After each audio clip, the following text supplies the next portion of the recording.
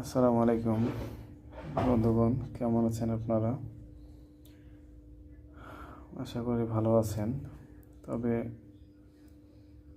একটা কষ্টের কথা যে আমাদের মাঝে থেকে হাদি ভাই বিদায় নিয়েছে, আল্লাহর কাছে চলে গেছে। আল্লাহ তার জান্নাত, তাকে জান্নাত নসিব করুক, আমিন।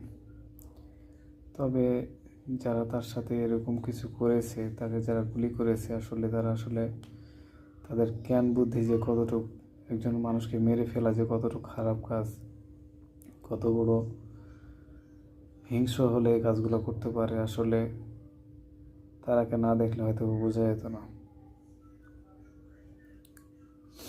আমার কষ্ট হচ্ছে বলতে, তবুও বলতে হচ্ছে যে মানুষের হিতাহিত জ্ঞান এত কমে গেছে, আর আমাদের দেশের অবস্থা যে এরকম খারাপ হয়ে গেছে কি যে মানুষ সরাসরি একজনকে গুলি করবে, তার বুকটা কি একটুও কাঁপলো না?